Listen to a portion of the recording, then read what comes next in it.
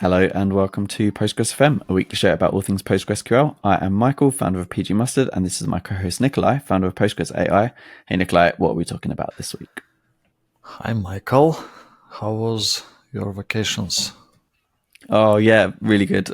I had a really nice week off, pretty much completely, which is nice and rare as a founder. I think you know that. But I did enjoy listening to the podcast as a listener for the Great. first time in a while. So yeah, really enjoyed your episode last week. Thanks for doing that. Good to hear, but let's talk about question. Do we need foreign keys or we only need American keys? Or Yeah, the word foreign is interesting, isn't it? right, foreign tables, foreign keys, Yeah. and so on. Yeah, should we use them? Or like, when should we use them perhaps? If not always, what are the pros? What are the cons? In what cases Right. can they be a problem? Or what cases can they really help? That kind of thing. Right. Well, I think it's obvious that it's better to use them if you don't expect heavy loads, but if you are preparing for heavy loads, until what point you can use them, right? And I think dropping them is easier, maybe not actually, if you already designed your system to, for example, to propagate deletes using cascade option. If you drop foreign keys, you lose some functionality, right? It's not only... Oh, I see what you mean. So like, maybe we'll get to this at the end, but maybe if you start with them and then if they become a problem, or if you start to get success and lots of scale, lots and lots of load, migrating to maintaining that integrity of the system, quality of data without them, and processes around data deletion and things like that. Right. So they can give you not only quality of data, but also some functionality, cascade deletes. And if you rely on them, dropping to solve some performance problems in the future will be problematic, right? I think I've thought about it many times, but well, we have this also, right? We cannot drop them sometimes because we will lose functionality and this is not good. But in general, there are people who think you should avoid them. Yeah, and for example, I can tell you should avoid subtransactions. This is my position, and I can prove why you should avoid subtransactions unless it's absolutely necessary. Should we apply similar logic to foreign keys after you saw some examples of bad behavior or something? Or it's different? This is a question I have in my head. And honestly, in this morning, thinking about this episode, I was thinking, oh, there are new options in Postgres 17 we should explore. Why we didn't explore? And then I realized, okay, it's only beta 1 of Postgres 17. It's still too early. But I can't wait when we will see new results, because we will talk about it later in this podcast, in this episode. But Postgres 17 will bring some new settings which are interesting in the context of some performance issues you can have with foreign keys being used. But let's start with simple things first. Good idea. We had an episode about constraints, and we mentioned like there are 6 constraints, right? 6 constraints, and foreign keys is one of the types Postgres offers. And usually I say like foreign keys are good because I trust database system much better than anything else when we talk about data quality and constraints and integrity and so on. And referential integrity, what foreign keys offer us. You cannot maintain it in complex systems without foreign keys, because even if you implemented it on your application code, for example, Python or Ruby, later your system can be becoming more and more complex. And if someone brings other interfaces to database, new application code like in different language, different frameworks, for example, or someone is working directly with database somehow, it's not uncommon to see multiple types of code working with the database, right? In this case, you have already multiple implementations of foreign key, or not foreign key, referential integrity checks and enforcement logic. And it means that, for example, imagine you have Ruby code and you have Python code somehow working on with the same database. They both need to have this logic, and it's hard to maintain this logic. And eventually, you will see some cases where this integrity is not enforced. So, but while in database, foreign keys are implemented internally using triggers. Yep. And triggers is a good thing in terms of like, it's inevitable. Like, of course, you can say alter table disable triggers all. In this case, it will disable all triggers, including these implicit system triggers, which are supporting foreign keys. This is when you can see them in \d table name. If you alter table disable trigger all, and then \d, you will suddenly see that, oh, this table has some triggers, because usually they are hidden. \d doesn't show them, but when they are disabled, suddenly they show up. So it's funny trick. That's cool. Yeah. Mm-hmm. And these these triggers, unless you disable them, and you should not disable them, of course, unless you know what you do, right? Yeah. I mean, during some massive operations and so on. But in this case, it's on your shoulders to ensure that they are followed, because when you enable them back, Postgres won't check for them for existing data, right? So if they are enabled, they are inevitable to work. So any write you perform is checked using those triggers, and if write breaks these rules, it won't happen. It will be rolled back, which is good. So it's like more trustworthy approach, checks on database side. Make sense? Yeah. So yeah. So I mean, to be super explicit, if you try and insert a row in the table that has a referencing column, and you include an ID that isn't in the reference table, then you'll get an error saying so, or that kind of thing. Right. So this is a good thing, obviously. Better quality of data, but of course there are complexities under heavy loads in large systems. One of complexities when you define foreign key for existing large tables, or you define foreign key for a new table, but it points to a large table. Yeah. Of course, in this case, not just large, but busy, right? Like busy. Okay, busy. Or active in any way. Yeah. Well, there are two types of problems here. One is related to busyness. Another is related to large volumes of data. Anyway, Postgres needs to acquire logs on both sides, which is challenging. Both tables. Right. Different types of logs, but anyway. And second, it needs to ensure that existing data already complies with our constraint. Right? Yeah. Right.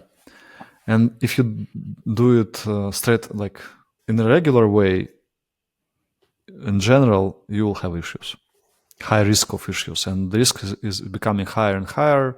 The more you have data, the higher are TPS, the higher risks are. So at some point, and it's better to do it earlier, you need to install foreign keys in proper way. So you need, fortunately, Postgres supports, we discussed this, but let's repeat. Postgres supports a two-step approach for constraint creation here, similar to check constraint. You can define foreign keys as not valid state flag, right?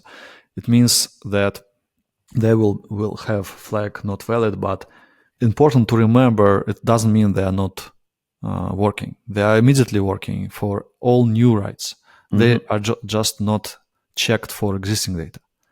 And I remember I had super big mistake when I designed some complex procedure related to integer 4 to integer 8 conversion, and I forgot that so-called invalid foreign keys are working for new writes. So I kept old foreign keys at some point just for the sake of to be able to roll back. I mean, to revert all operations. I decided, I need them because if decision will be made to revert changes, I already have them. I will just validate. But new writes were not followed. Like new writes were blocked basically, and this was a big mistake. I learned. So it happened on production, and it was terrible. It was my mistake. So not valid doesn't mean not work. It doesn't work. Similar to check constraint, and actually indexes, if you say int is valid false, which is not actually recommended due to different reasons, it also means index actually is maintained. So foreign key is maintained for all new writes. And then second step, you say alter table validate. This is not blocking. It's blocking briefly, right? But if you have huge data set to check, okay, your DML queries are not blocked. Then again, they are blocked very quickly, like briefly for short period of time. Anyway, this it's not trivial operation, but it's already well described in various sources. For example, as usual, I recommend GitLab migration style guide. It's called migration style guide, but it's about database migrations. It's about DDL, basically, how to deploy DDL under heavy load reliably. So, and they have Ruby code, which it's called migration helpers RB, which demonstrates how to do it reliably under any heavy load, right? So yeah, it's one thing to remember. You cannot just create them easily. But this is true for any DDL. DDL is dangerous. We discussed this multiple times. There's also a headache associated with installing them to partition tables, right? Yeah. Yeah, I always forget details. Every time I deal with it, I need to double check like details. It's like always an issue. And it changes, right? Like the restrictions around partition tables change every like they get exactly. It improves each version. So things that I thought were not possible become possible. Yeah. So it's good that we check documentation. Documentation is great, but yeah, it's difficult to remember the details version to version. Right. It changes in a good direction. So exactly, which is good. So yeah, if you're on old version, it's one thing. Another version is like newer version, different thing. But in general, on newer version, a lot of things are possible. So yeah. One last thing that you normally mention around creating these on large tables with, or like busy or large tables, is the idea of having timeouts and retries. So I think that I don't think you mentioned that this time, but it's an important extra point. And I'll link to you did a good Twitter, when you were doing your Twitter marathon, you did a great post on this. I'll link that up as well. Yeah, I already forgot about this, but yeah, right. In general, if you need logs, you can do it explicitly with log table, but you need to do it with. So basically, if two-step approach, like we invalidate and then validate, is implemented in Postgres, generally you don't need it, right? For custom checks and for foreign keys, but for some things like adding some column actually or dropping column, it's needed. You need to deal with logs and do it with log timeout and retries as usual. But with foreign keys, why not do it with this one though? Like I still think it's sensible. I think, for example, you gave a good example of if auto vacuum's running in the heavy mode in the transaction. You are right. Yeah. So it won't, if it doesn't yield its lock or something else isn't yielding a lock that you don't know about. It's so helpful then to have that timeout and a retry. You know what? In general, DDL is hard.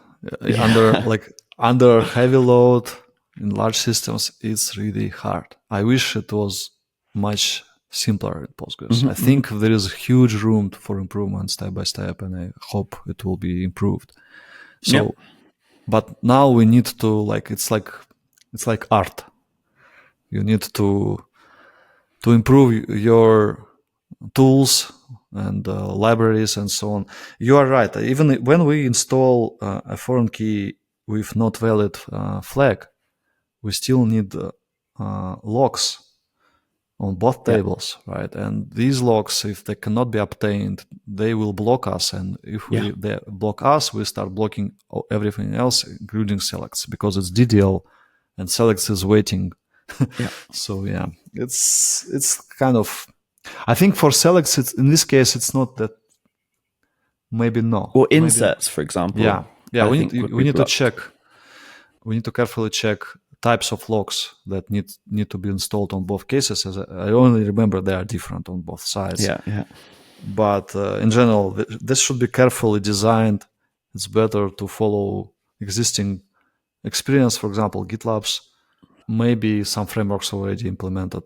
I don't know. Django, I think, and Ruby on Rails in general, they don't offer good automation here. It's not enough. So if you're preparing for heavy loads, it's definitely worth keeping an eye on this topic and maybe to check it earlier than it starts biting you, because sooner or later it will. If it doesn't, first it bites like nobody notices, right? Okay, some spike of latencies, few seconds during deployment, but then at some point, especially if longer transactions are allowed, at some point it can bite you so heavily, so like you will notice downtime, few minutes, for example, not good. So it's better to double check carefully, step by step, and rely on other people' experience. But you are right, we need to deal with low lock timeout and retries here as well. And I think especially for partition table case, you need it. Why especially there? Because I think, I don't remember details, but I remember when you create foreign key on partition table, you need more actions to be done. First, yeah. Would you have to do it on each partition and then I think the parent? At least until some version, you cannot create a not valid foreign key on partition table. This is a problem. Oh, interesting. Right. Yeah. But again, I don't, so many, yes, it differs for each version and so on. It should be carefully studied, tested, and so on. But with proper understanding that locks are needed, it's solvable, right? Mm-hmm. Yeah. It's solvable. Yeah, 100%. So maintenance overhead, basically, there's some maintenance. Oh, let's mention one more thing. It's maybe people like not everyone realizes it. We also didn't realize until our clients at some point. It was a company called Miro, which is very popular now. We helped them with some things to fight bloat and so on, and we offered to use PG-Repack to fight bloat. And they had at that time deferred constraints. So foreign key constraint checks were done at commit time, not immediately. Yeah. And I remember that it caused some issues with PG-Repack. Again, I don't remember all the details. There is a good blog post about this. I will send it to you. But additional maintenance overhead, which is caused by the presence of foreign keys in this special state, deferred constraints, deferred foreign keys. Mm-hmm. So definitely if you use foreign keys, you need to pay attention to different things when you do some operations with your database. This is true.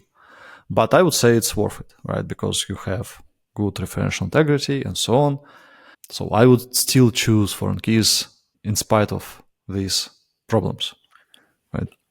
Yeah, I tend to agree. I think the vast majority of us are working on systems that don't have the characteristics where foreign keys cause problems. I know we had an episode only a couple ago where we had some possible exceptions to that. Well, maybe we'll get to that in a moment. You talk about 100 terabyte episode, which was also episode number 100. We received good feedback about this, considered as the best episode we had. So, yeah. Oh, actually, someone told this was the best podcast episode. Oh. We had great guests. Again, thank you, because you organized all the invitations and so on. I was just pleased to be there. It was good fun. It was a fun one to record as well. But yeah, right.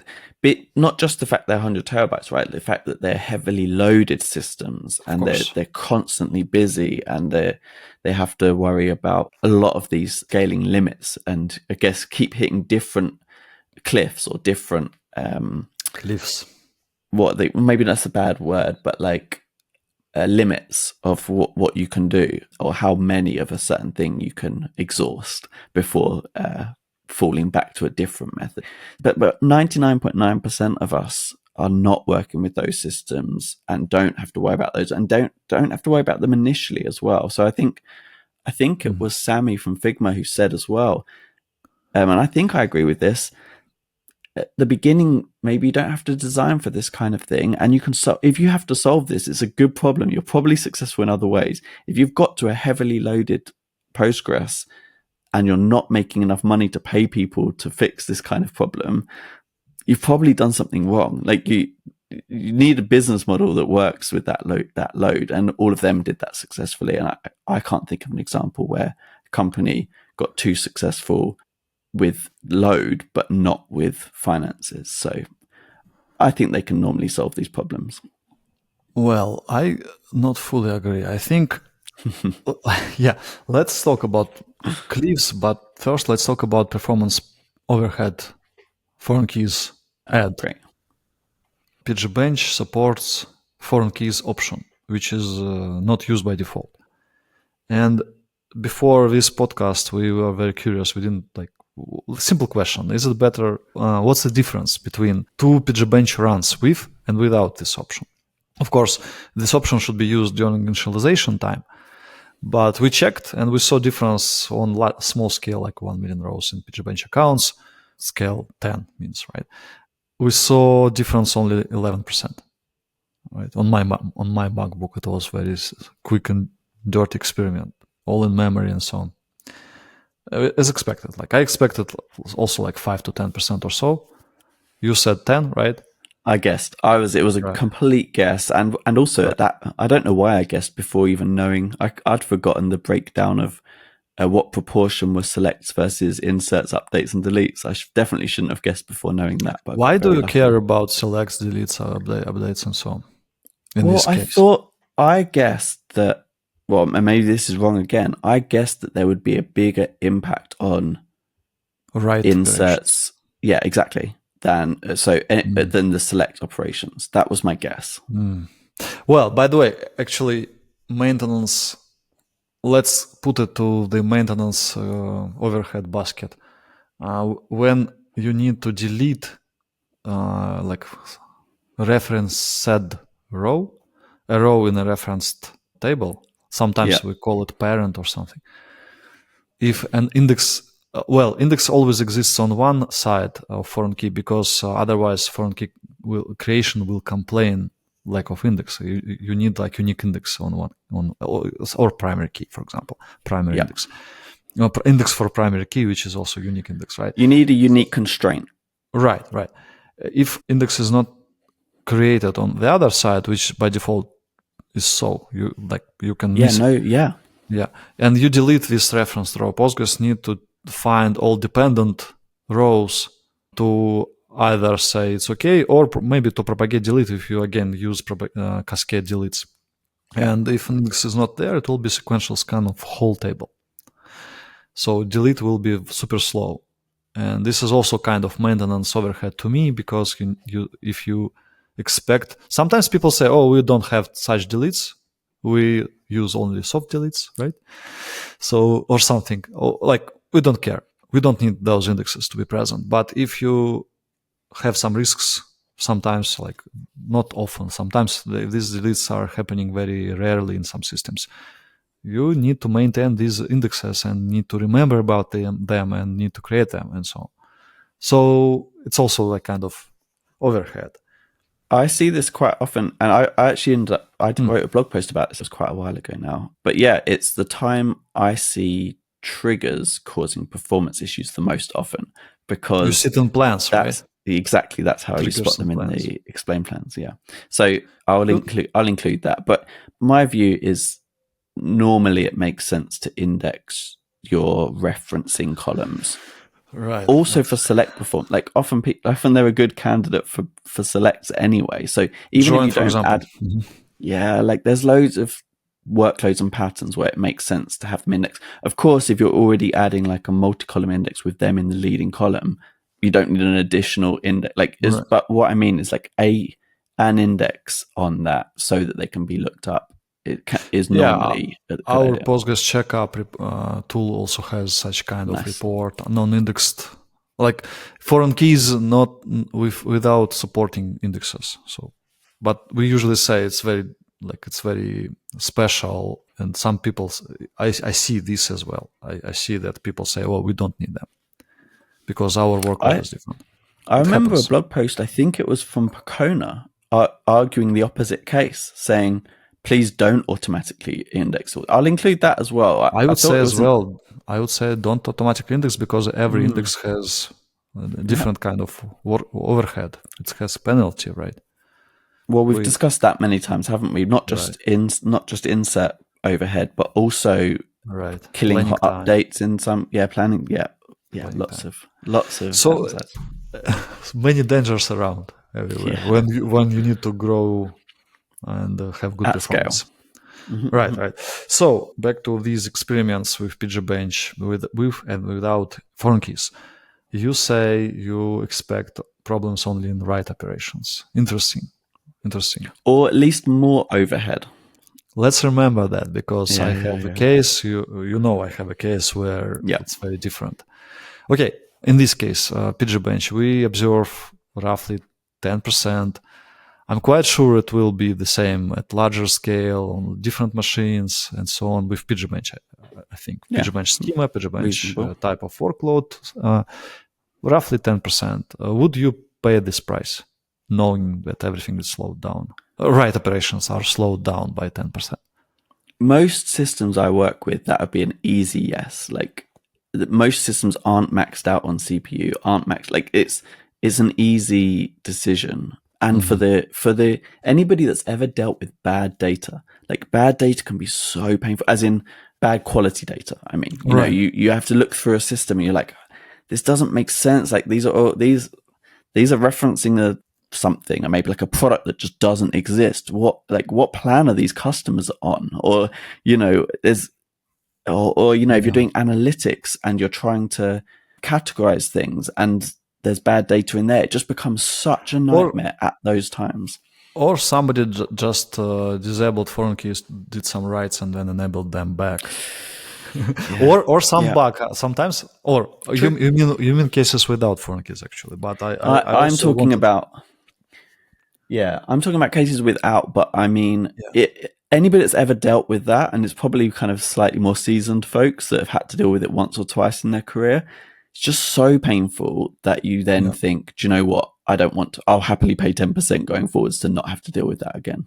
I remember cases when referential integrity was broken, even with foreign keys, but it was a bug in Postgres, and it was very long ago. So since then, they became very reliable, and I would agree. I would pay this price, 10%. To have these checks constantly performed by Postgres to ensure the data quality is higher in this area, right? So let's emphasize that this overhead is not a cliff. It's doesn't matter how many transactions per second you have, how many rows you have. Like, this extra penalty is added to all write operations all the time, because extra work needs to be done. For example, you insert, Postgres needs to make sure that you insert a value to child table. Let's call it parent-child for simplicity. It's not necessarily meaning of the relationship can be different, but let's call you insert a record to a child table. Postgres needs to ensure that parent record exists because you're referring to it, right? So it performs basically implicit select to check that record exists, and this is extra work that always needs to be done. And even if you have one transaction per second, very tiny workload, right? Still, penalty will be there, right? Yeah. We can check this actually with explain and analyze buffers as well, and see that more buffers need to be involved when you insert a row with foreign key versus without foreign key, right? Maybe one more? Well, depends. Depends how big the table is and how many hops index scan should True. Actually, definitely not one. At least two. Again, it depends. Maybe, I don't know, maybe it's index only. I think there's the page. There's like the top. I don't think you'll ever get data in that root node, but I could be wrong. Well, yeah, okay. Anyway, we agree that this is not a cliff. It's constant, true. Additional workload, which is like additional weight you need to carry with performing this work all the time. You have a contract to do this all the time, right?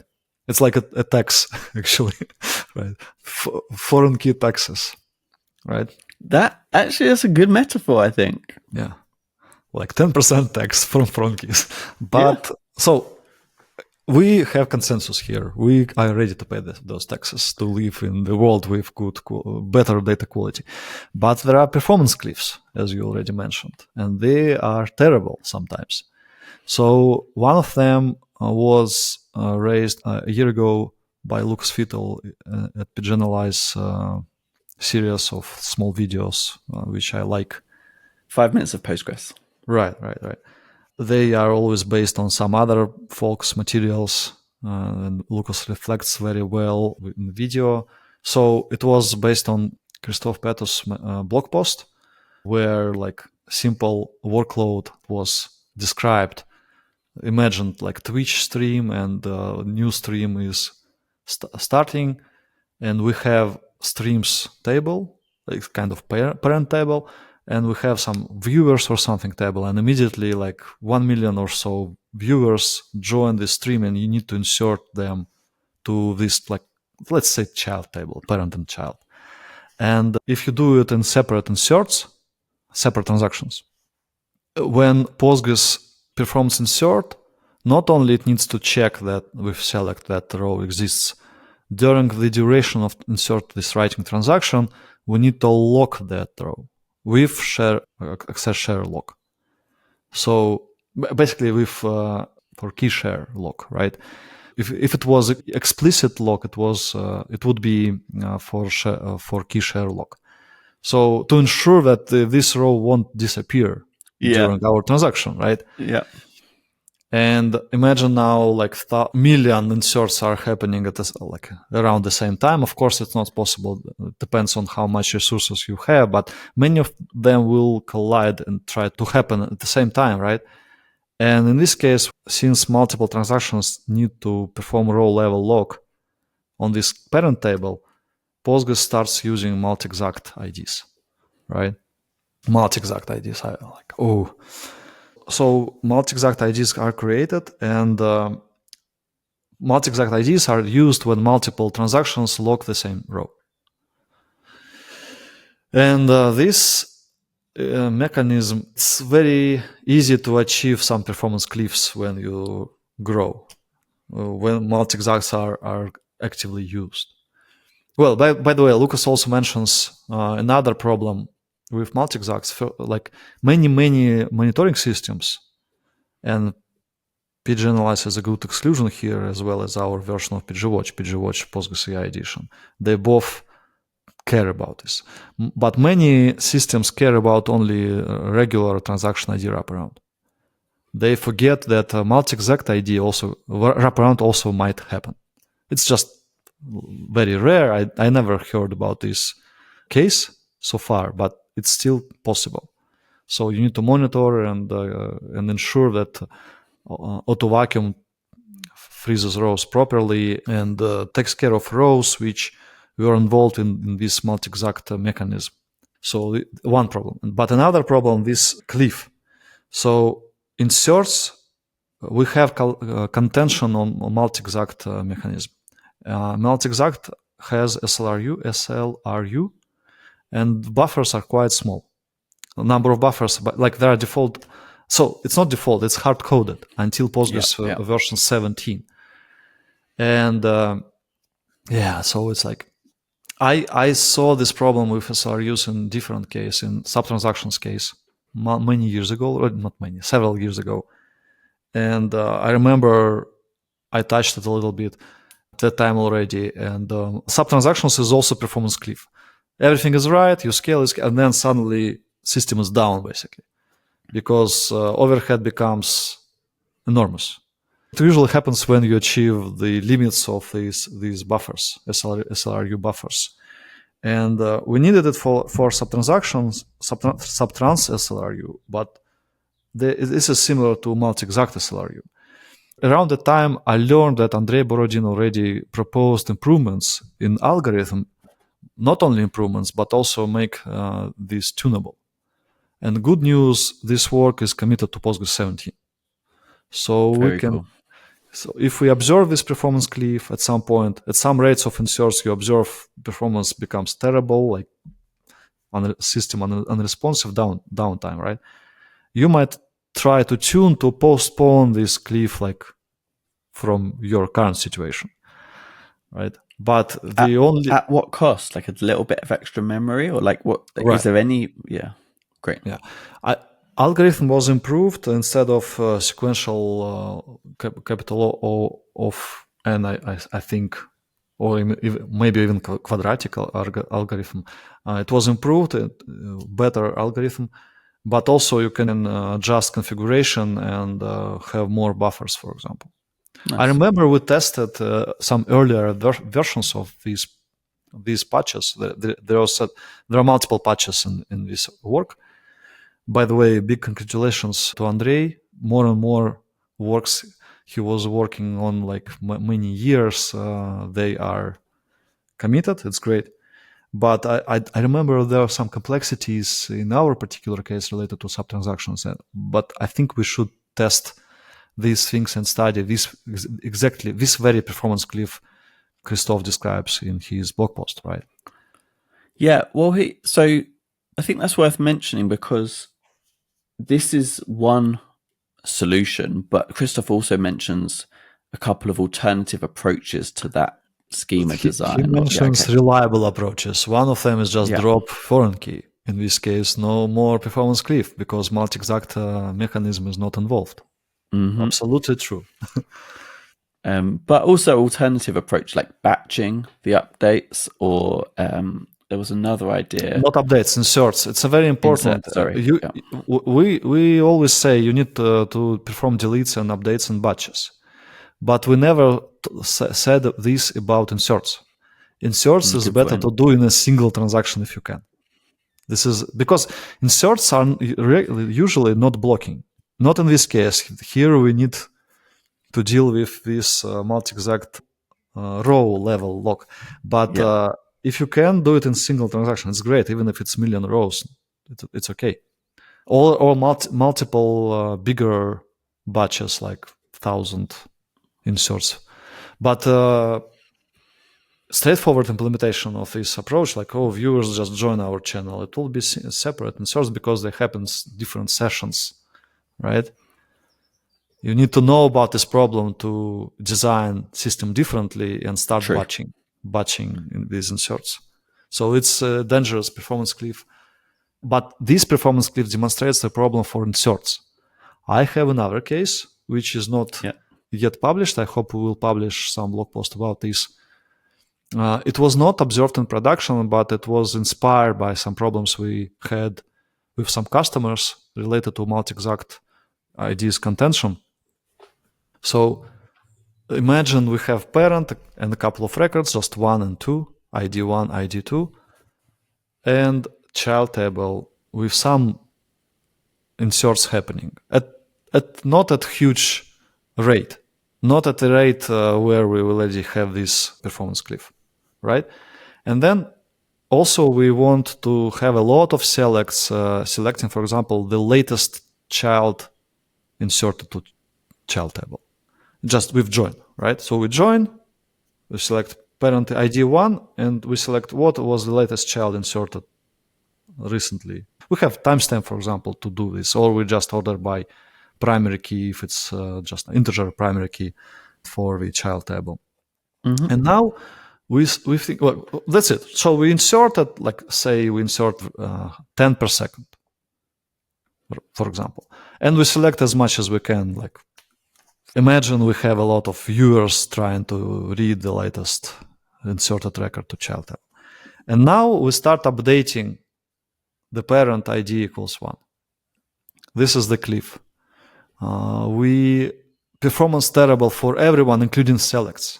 This is the key for this demonstration. It can be like 100 times worse. 100 times bigger latency, 100 times lower TPS. This really surprised me when you told me this, or when you showed me this. Well, we need to research all the details, but I suspect this is related to the fact that in this case, when you have inserts and updates of parent, inserts to child, they also, well, first of all those inserts, if they happen around the same time, it's also multi-exact involved. But updates also need row level lock, right? And they also, actually, multi-exact ID is being put to Xmax hidden column, system column, right? So Xmax column defines the transaction ID when the row becomes dead. And if transaction succeeds, okay, this tuple is dead. If transaction is cancelled, nobody notices, like it would be Xmax being null, right? Live tuple. But in this situation, Postgres puts not regular transaction IDs, but multi-exact IDs, and produces some like volume of dead tuples all the time with multi-exact IDs inside Xmax. And I suspect that when selects are trying to find live tuple for parent, it's really expensive because multi-exact mechanism, we need to check which multi-exact, which transactions were cancelled. Like it's very expensive. So selects need to scan a lot of dead tuples, performing expensive verification, and they degrade a lot. So this workload, I think anyone can experience.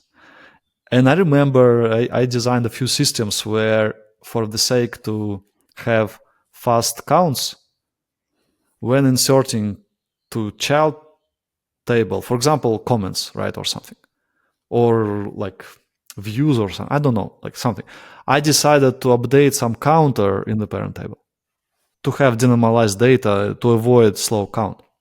Yeah. So I just insert and update in the same transaction. In different transaction, I also inserted an update +1. Of course, this already is not good because these updates have some contention. You're updating the same row. You need to, like, you cannot update two times. Like it will be sequential. It will, like, Postgres will.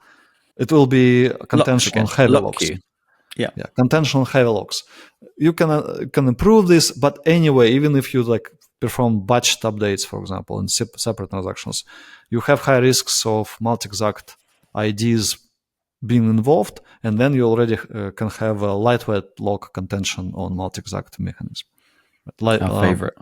Yeah, LVLOC, multi-exact offset, and yeah. So this is not good, and I imagine this can happen with very good chances, and it also can be seen as performance cliff. So suddenly it was fine, but then it like quickly becomes terrible. Yeah. So what to do? I don't know. Like, I think we need to study, research all those cliffs, document them, and understand how to predict them, maybe. Right? At what rates everything is fine. Because I don't see them under very heavy loads. I don't see them. But it doesn't mean they're not there. Or they're not coming. Or they're not coming. At some point, they might bite you back. That's interesting. For those who are interested, let's put links.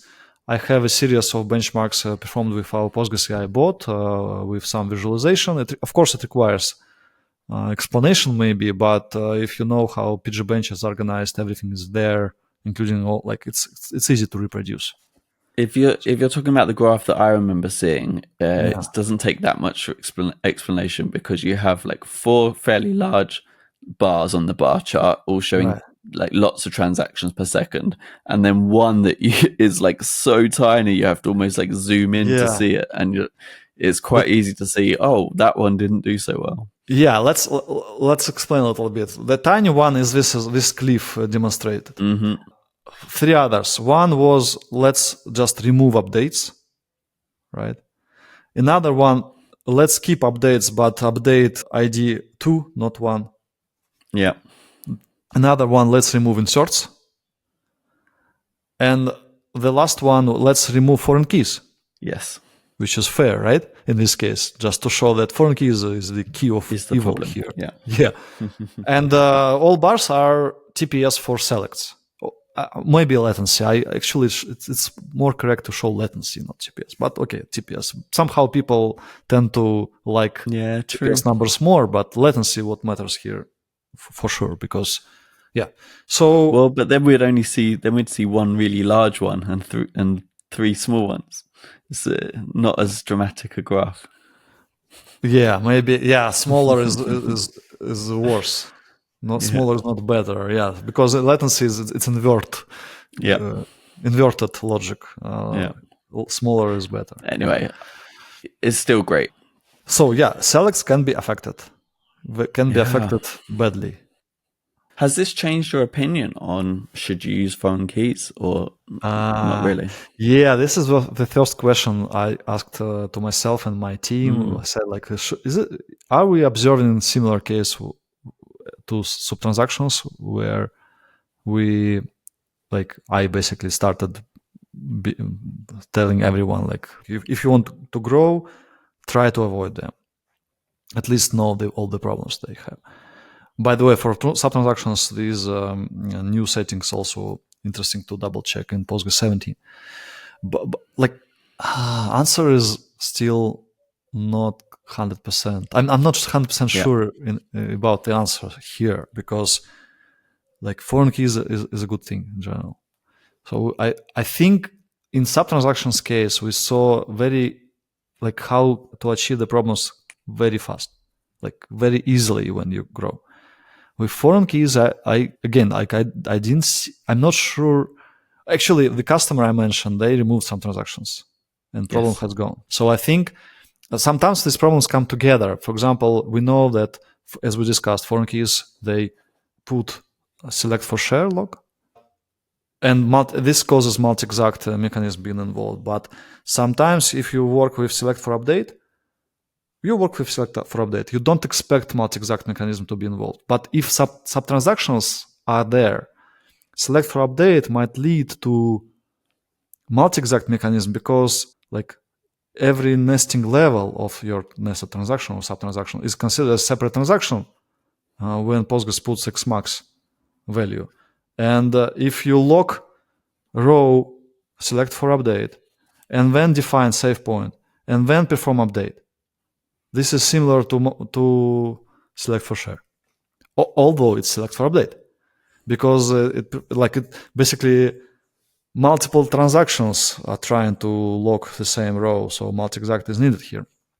And there is blog post, I don't remember, very good blog post about performance cliff, and this is a very blog post which said the sub-transactions are cursed, just remove them.